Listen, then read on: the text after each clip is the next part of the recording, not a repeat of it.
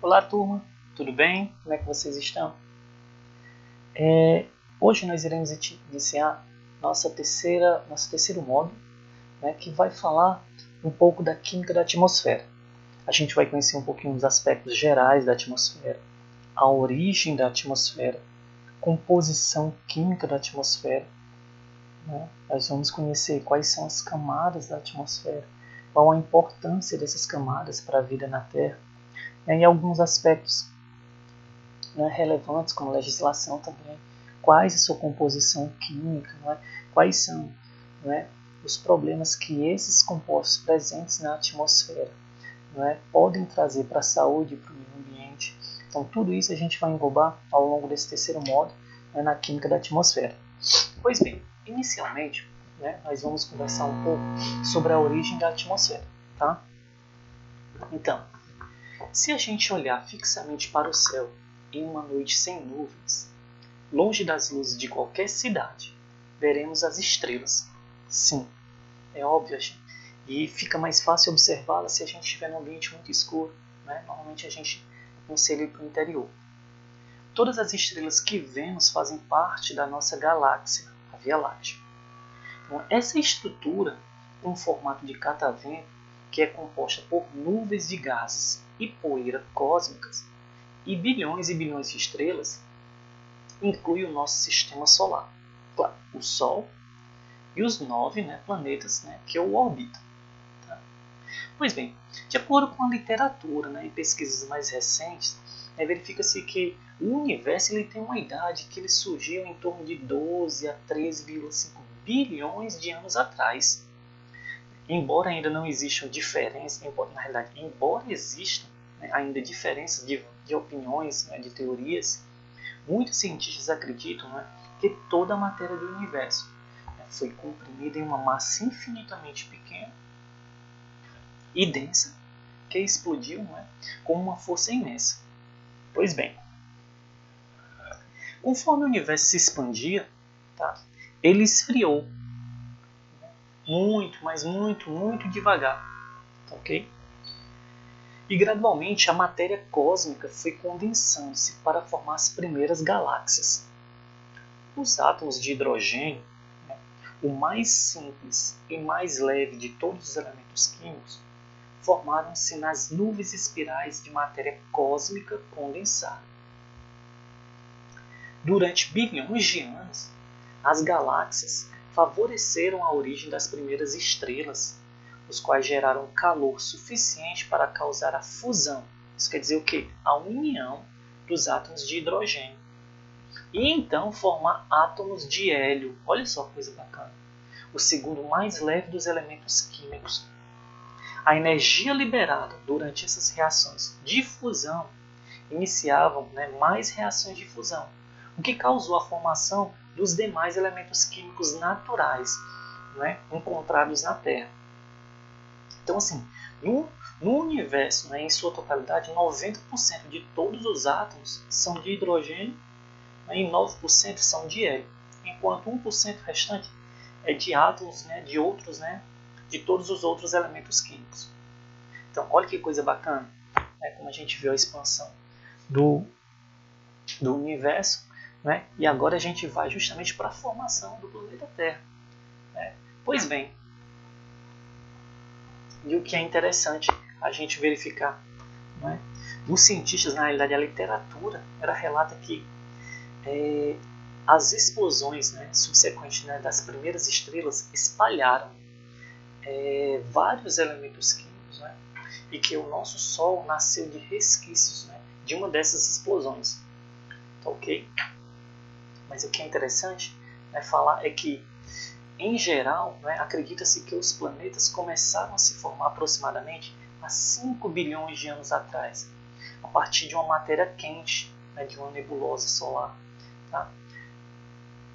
Muito quente, principalmente gasosa, que girava em torno de um astro principal, no caso o Sol.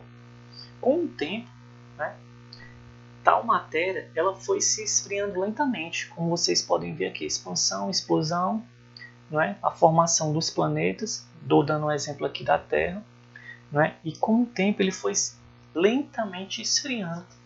E assim partículas sólidas, né, se condensaram a partir dos gases, como a gente pode ver aqui, até a formação dos planetas, no caso, o exemplo aqui é o planeta Terra. Tá?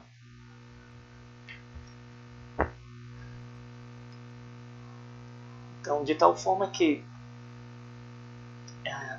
a formação, de tal forma que essas aglomerações, né, de partículas, né, de resfriamento lento, né, de toda essa poeira gasosa, né, que foi aglomerada e formando os planetas, né, se fundiu, né, e formou, né, os planetas que nós conhecemos.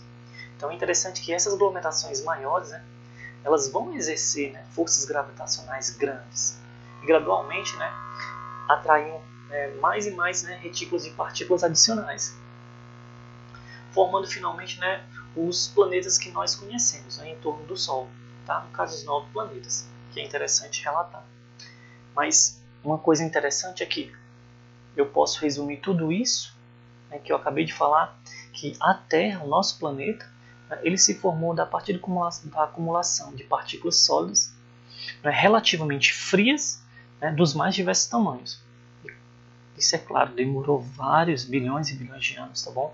Oriundos de uma nuvem, ou seja, de uma nebulosa solar, né, formada de gás e poeira, do sistema solar.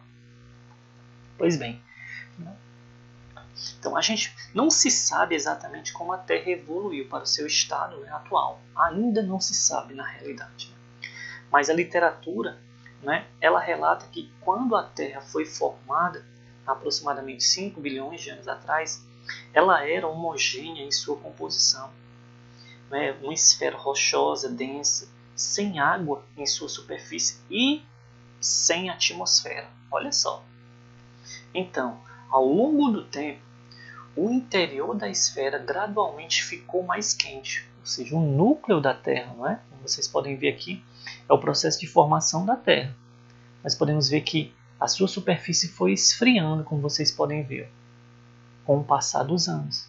E o seu núcleo ainda continuou ainda muito quente, né? Que é o núcleo da Terra, que é o magma, né? Justamente responsável pelos polos magnéticos da Terra. E a Terra tornou-se diferenciada em camadas, né? Com cada camada tendo uma composição química diferente. Esse período crucial de desenvolvimento da Terra levou à formação do seu campo magnético, da atmosfera, dos oceanos e dos continentes e finalmente a vida. Então, nós podemos dizer que a partir de todo esse processo complexo de formação dos planetas, no caso do planeta Terra, né, nós podemos dizer que levou vários anos, bilhões de anos, né, 4,5, 5 bilhões de anos atrás, né, para que nós tenhamos a Terra, né, da qual nós conhecemos, onde a sua superfície muito quente foi esfriando lentamente e o seu núcleo permaneceu quente, né, com uma concentração elevadíssima de ferro, responsável, né, pelos polos magnéticos da Terra. A Terra, né, apareceu ao longo dessa formação, desse resfriamento, né, a litosfera, apareceu a hidrosfera e a atmosfera ao longo desse processo de formação, né, do planeta. Tá bom? Então, nós podemos ver que nós podemos assim, né, verificar o quê? Que a partir da formação da atmosfera, tá bom? Nesse processo, né, de formação dos planetas, no caso do planeta Terra, a gente pode verificar o quê? Que a atmosfera ela vai ter 3 momentos da sua história que influenciarão a sua formação e constituição. De uma maneira resumida, eu posso dizer o quê? O primeiro foi o período que antecedeu o aparecimento da vida, né, sobre a Terra, tá bom? Vou chamar de primário. O segundo, o surgimento da vida na forma de seres autotróficos e heterotróficos, que eu vou chamar de atmosfera secundária. Tá bom? E o terceiro momento, né, que se estende até os dias de hoje, é o aparecimento do ser humano, tá? Que é a que eu vou chamar de atmosfera atual. Então a gente pode resumir, tá bom, a formação da atmosfera atual em 3 períodos. Okay? Um primário, um secundário e o atual. Mas como foi que se deu isso, professor? Né? Então, de maneira simples, né, nós podemos ver o quê? Que no primeiro momento, né, da atmosfera primária, nós podemos verificar o quê? que a origem do sistema solar e junto com ele do planeta Terra, a gente viu que ela não está bem explicada, né? Existem várias teorias para isso, ok? Entretanto, né, contudo, independente da origem do planeta Terra, né, sabe-se que no começo que nós podemos verificar aqui, né, que o planeta Terra ele possui uma atividade vulcânica muito intensa, muito forte. Acredita-se que num inverno vulcânico que auxiliou no resfriamento da crosta terrestre. Olha só o que a literatura relata. Ela acredita-se num inverno vulcânico, ou seja, que auxiliou no resfriamento da crosta terrestre. Já já eu vou explicar a vocês por que inverno vulcânico. Olha só que coisa massa. Para a formação que contribuiu, né, para a formação da atmosfera atual. Ao longo dos milhões de anos foram se estabilizando, né, e se definindo a litosfera com sua crosta, a hidrosfera e a atmosfera, estando os três componentes do planeta sempre em permanente atividade entre si, ou seja, atmosfera, hidrosfera e litosfera. Tá? Então, já já a gente vai entender isso aí direitinho. Por quê? Porque tudo indica que a atmosfera primitiva do planeta Terra foi formada, né, pela liberação de gases que estavam oclusos, né, ou seja, no interior, né, desses vulcões, né, através de reações, né, gigantescas, né, entre ácidos e bases, né, também plutônicos, né, que afloravam, né, que aliás não tinham aflorado ainda, né, na forma desses vulcões, né, que estavam a grandes profundidades, né, no nosso planeta. Então olha só que coisa bacana. E basicamente esse afloramento desses vulcões, né, através de ácidos e bases que se formaram, né, contribuíram, né, para a formação de uma atmosfera primária rica somente em hélio e hidrogênio, como eu falei para vocês. Olha só que coisa interessante, muito massa, né? Ó, então, o que é interessante a gente verificar o quê? A composição, né, dos gases, né, que estavam oclusos resultantes de emanações de lavas de vulcões que encerraram, né, suas atividades há milhões de séculos, né, praticamente é a mesma das encontradas hoje. Tá? Então, difere muito não. A gente pode verificar o quê? A gente pode verificar que a partir, né, de determinados vários anos, né, há uma passagem da atmosfera primária, rica em hélio e hidrogênio, para a atmosfera secundária, né, justamente devido a esse inverno vulcânico, que aos poucos foram contribuindo, né, tá bom? Com a presença de outros gases. Como, professor? Então a gente vai verificar o quê? Que a passagem da atmosfera primária para a secundária, a gente vai verificar que, né, aos poucos, né, ao longo de muitos e muitos e muitos anos, né, foram surgindo, outros gases na atmosfera, como gás amônio, metano, CO2, NO2 e vapor d'água. E isso durou milhões de anos, tá, gente? Muito, tá bom? Para que a atmosfera primária, né, migrasse para uma nova condição, chamada de atmosfera secundária. Aos poucos, né, essas erupções foram acrescentando esses novos gases. E assim a atmosfera foi ficando mais densamente, né, concentrada desses outros gases, ao invés de hidrogênio e hélio somente. Né? Então a gente pode verificar que o grande percentual, né, de água sempre presente nesses gases vulcânicos, né, reflete a existência da grande quantidade de água armazenada e que por estas transformações químicas e físicas, que na maioria, né, não chegaram a eclodir com o vulcão, resultou na formação dos mares e oceanos. Olha só que coisa bacana. Então vocês lembram que eu falei, né, no primeiro momento, né, que é justamente da atmosfera primária, do inverno vulcânico? Foi justamente graças a esse inverno vulcânico que liberava para a atmosfera vapor d'água que estava ocluso, né, no interior da Terra, que foi, né, sendo inserido vapor d'água na atmosfera. E esse vapor d'água, né, contribuiu justamente para a formação do quê? Dos mares e oceanos. Por quê? Porque foi a partir desse momento aqui, ó, que surgiu o ciclo hidrológico da água. Olha só que coisa bacana. Né?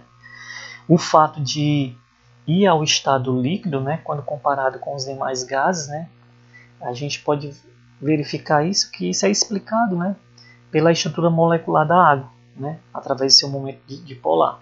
Então olha só que coisa bacana. Então a gente verifica que na atmosfera secundária, né, as erupções vulcânicas, né, passaram a contribuir com outros gases, um deles vapor d'água, que contribuiu para a formação dos mares, né, e oceanos através, né, do surgimento do ciclo hidrológico da água. Por isso que a gente chamava inverno vulcânico.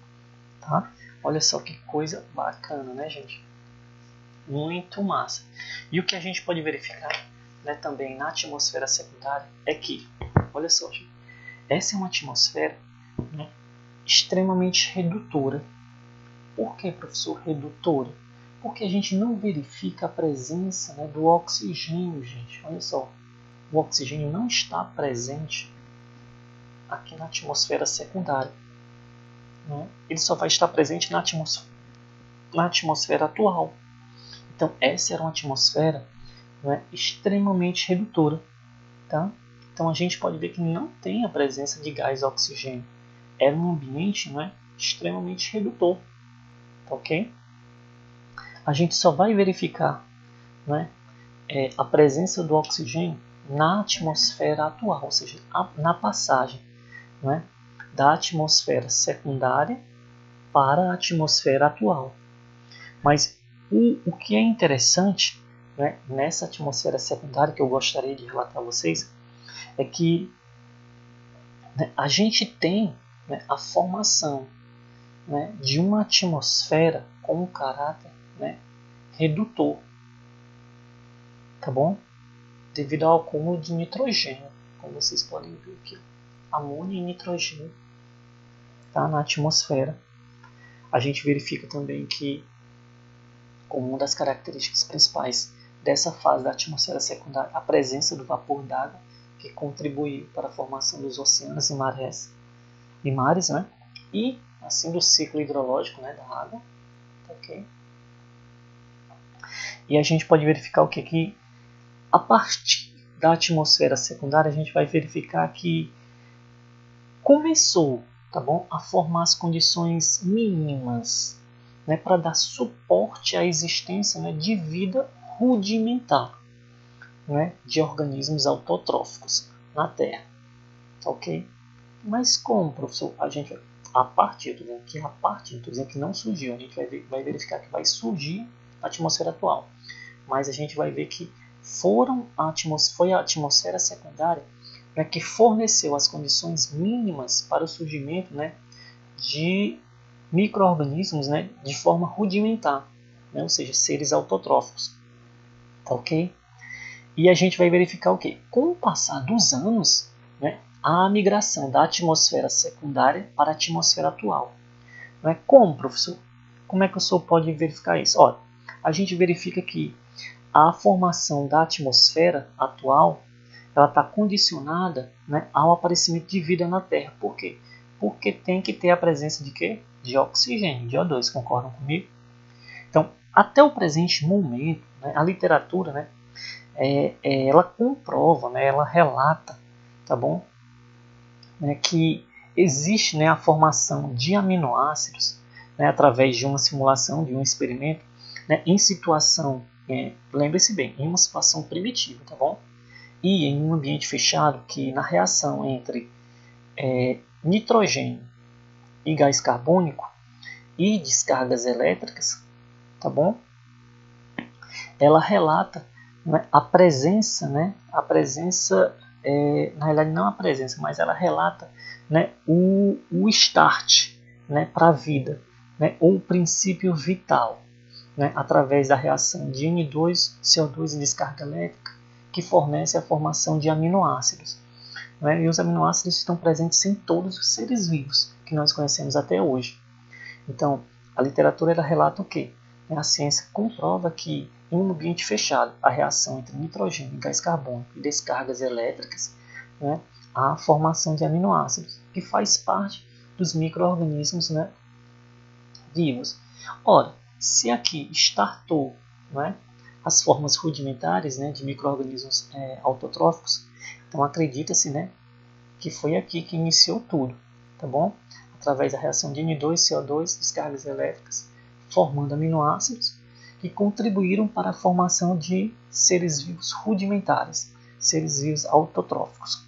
Tá ok? Então muitos falam do princípio, né, vital, começou aqui nessa atmosfera rudimentar. Ora, se nós temos a presença de seres vivos de forma rudimentar, ou seja, autotróficos, não é? A partir, né, da atmosfera secundária, então nós verificamos que todo micro-organismo vivo autotrófico, né, rudimentar, né, nós verificamos que eles são capazes de quê?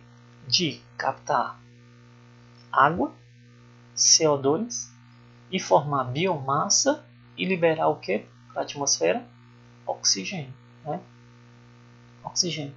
Então foi a partir daí que a gente verifica essa transição da atmosfera secundária para a atmosfera atual, tá?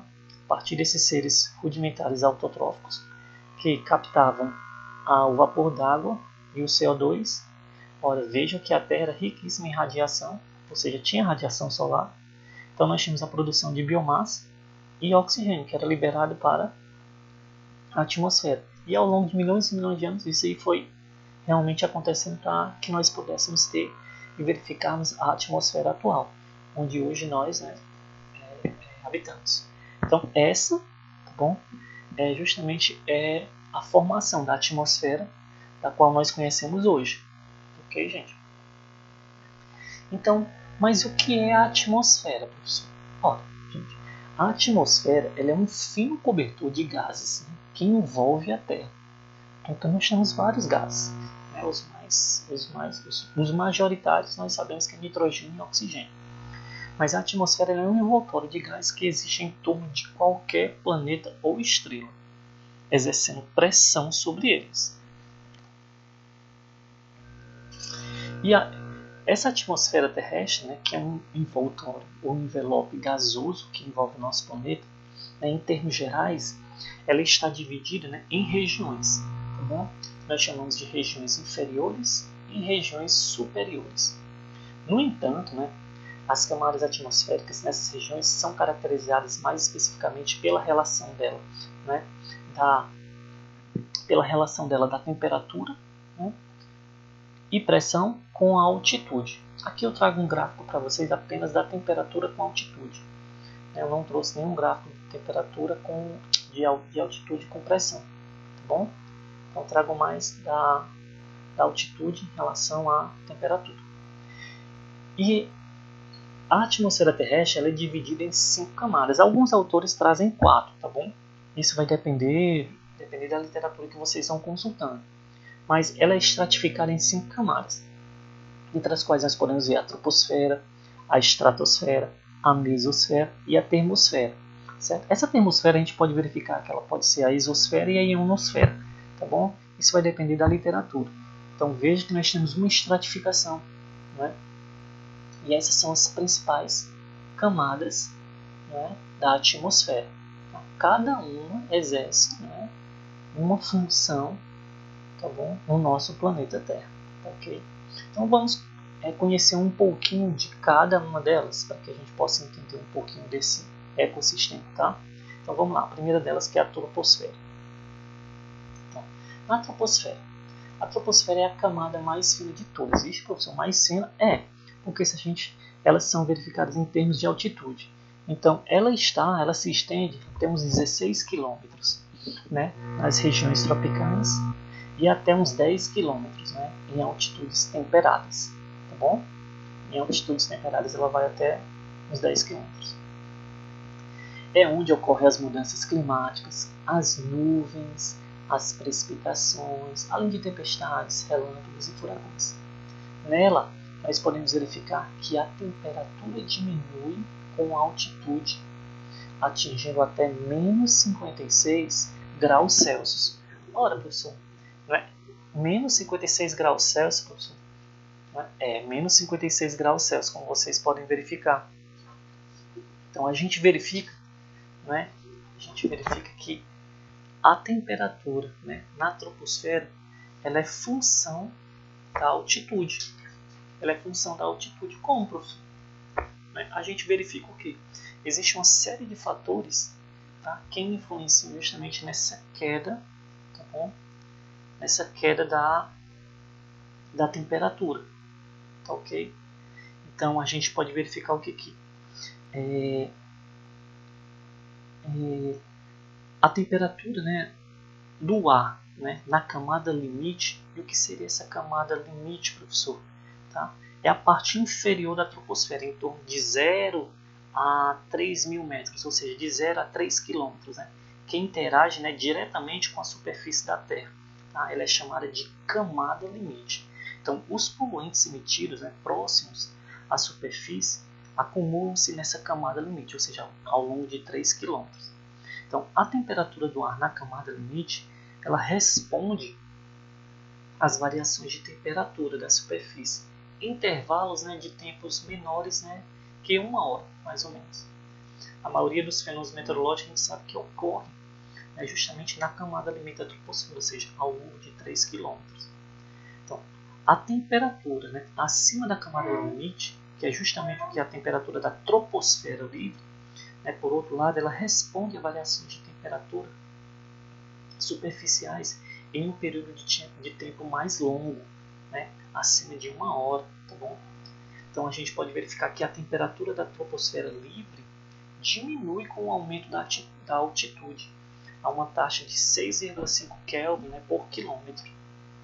Então, a temperatura dessa região ela diminui com o aumento da altitude. Então a gente pode, como eu disse para vocês, por várias razões. Tá? Em primeiro lugar, né, o topo da troposfera livre, ele irradia energia. Olha só, gente, o topo da troposfera livre, tá bom? O topo da troposfera livre. Né? Ele irradia, né, energia continuamente para cima, né, esfriando a troposfera superior. Em segundo lugar, a troposfera em si ela não absorve de forma eficiente radiação solar. Em terceiro lugar, né, é uma região, né, que recebe ar aquecido, que se eleva da sua superfície. Tá bom? Uma vez que a pressão atmosférica também diminui com o aumento da altitude, o ar quente, né, entra em uma região de pressão, né, atmosférica mais baixa. Isso quer dizer o que? Significa que esse ar quente, quando entra, né, em uma região de pressão atmosférica mais baixa, ele tende a se expandir. Né? E como resultado, o que acontece? O esfriamento, né, causando o quê? Redução de temperatura, né, com a altitude crescente. Então essa é uma das explicações, tá? Para redução, né, da temperatura, tá bom? Em função da altitude. Mas, professor, por que eu não consigo, professor, subir em linha reta aqui? Por que esse gráfico tende, né, a ficar... A gente está vendo que a temperatura, né, é uma escala de temperatura que tende a decrescer, certo? De acordo com a temperatura, né? Veja que o gráfico aqui, ó, é a temperatura, né, que é o zero, né, menos 0 graus Celsius, tá bom? E aqui é o zero, né, em termos de altitude, de quilômetro, tá? Pra vocês entenderem direitinho.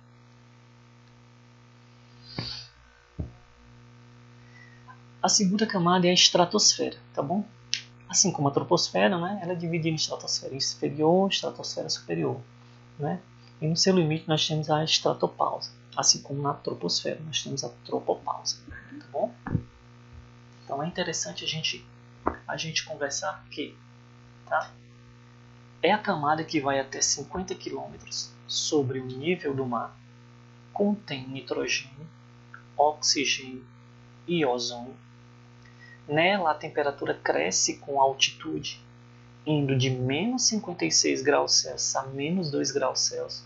Eita, professor, mas mesmo assim ainda é fria, continua sendo fria, mas a gente verifica um leve aquecimento, né? Agora, se sair de menos 56, né, gente? Sair de menos 56 aqui, ó, da tropopausa, que é o início da estratosfera, né? E vai até a estratopausa, até 50 km, né, o nível do mar. Tá bom? A gente verifica que sai de menos 56 e vai subindo a temperatura até menos 2 graus Celsius, que ainda é frio. Na região média dessa camada, né, o ozônio pode atingir até 10 partes por milhão de concentração em volume, ou seja, 10 ppmv. né, dando origem ao que chamamos de camada de ozônio.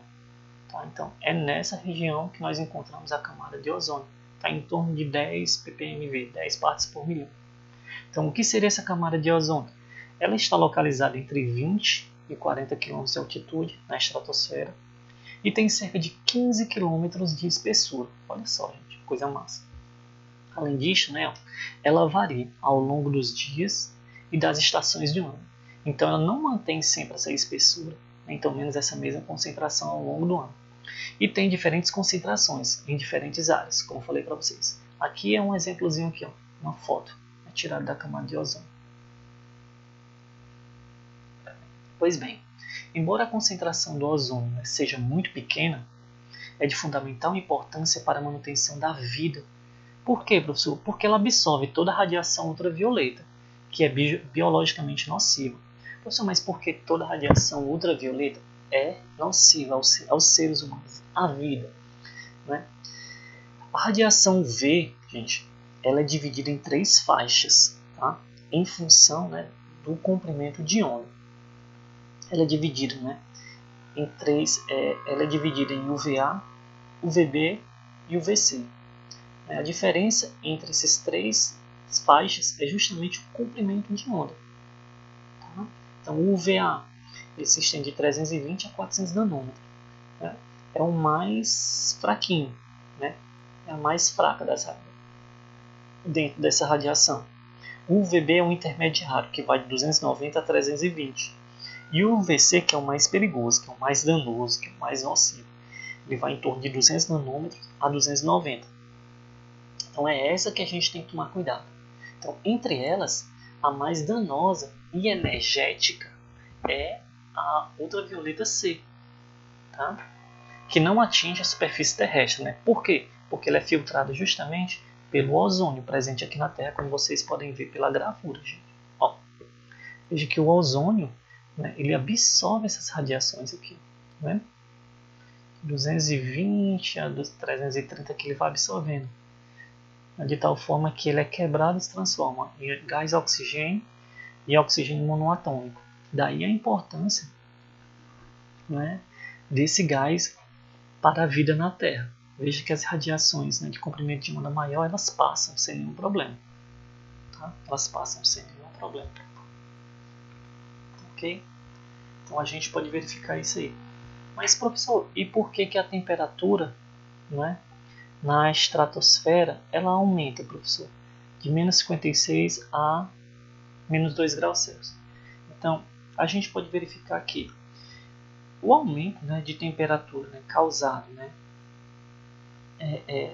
aliás, verificado na estratosfera, ele é causado pela formação, né, de ozônio na estratosfera. Tá bom? De ozônio na estratosfera. Né, de tal forma que este ozônio ele absorve radiação ultravioleta, né, ou seja, radiação solar incidente, e ele justamente converte, né, a energia radiante em calor. Né? Daí o aumento, né, da temperatura. Tá ok?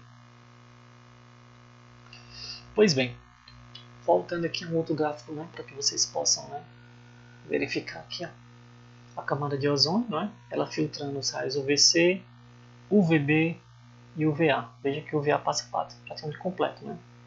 O UVB ele dá um filtro e o UVC ele filtra completamente.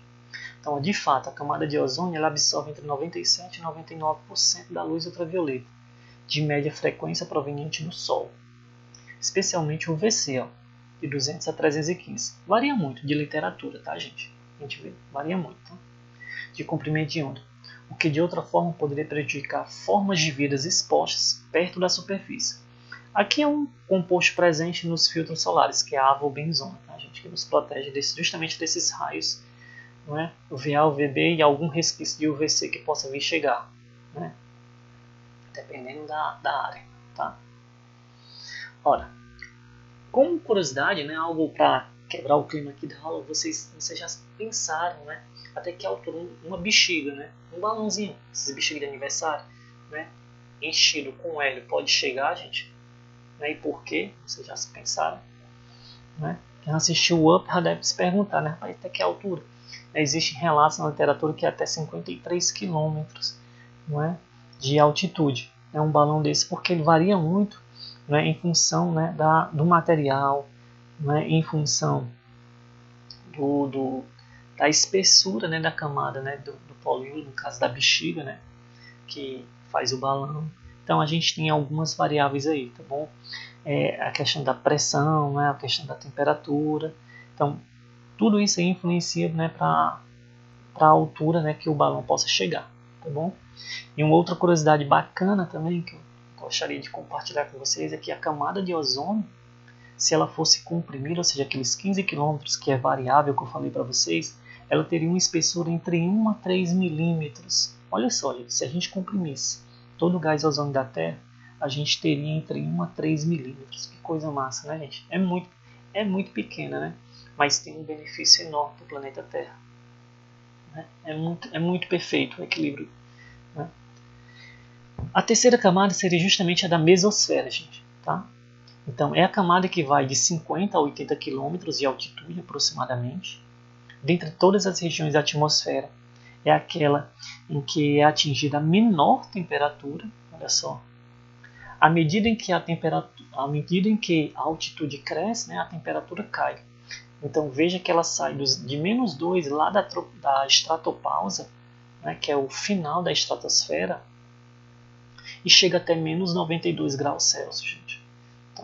Então, mas por que, professor, há uma queda tão brusca de temperatura novamente? A gente verifica de novo a temperatura cair. Porque, gente, a gente não vai ter mais nem a presença de tantos gases na atmosfera.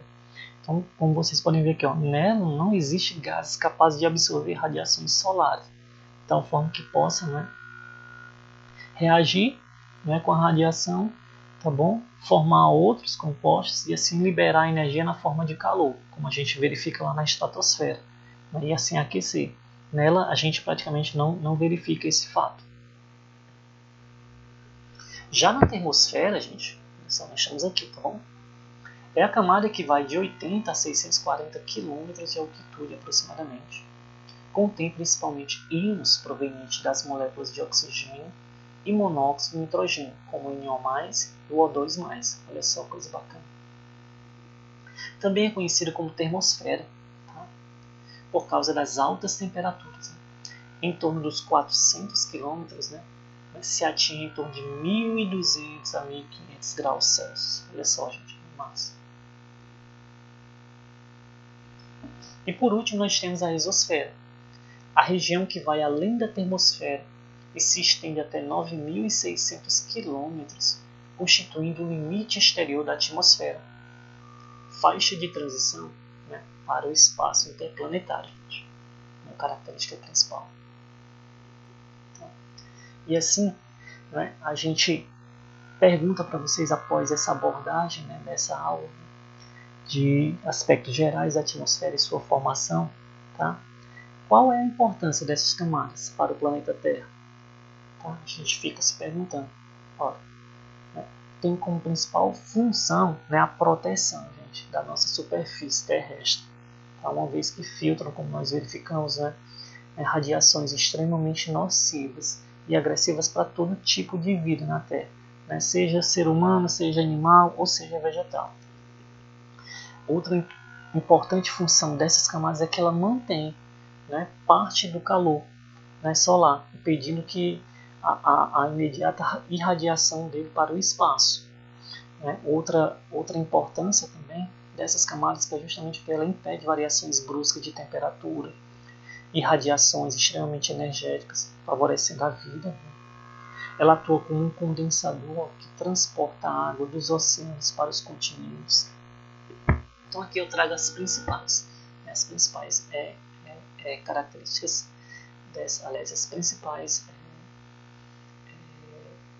os principais benefícios, né, que essas camadas trazem para o planeta Terra. Okay? E assim eu finalizo a aula relembrando que a temperatura ela varia com a altitude nessas camadas e varia justamente em função da presença ou não, né, de gases, de substâncias, de íons, de moléculas, né, em cada camada.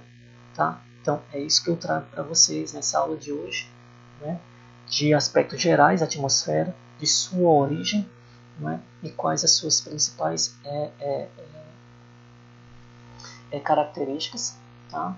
quais as suas regiões, tá bom?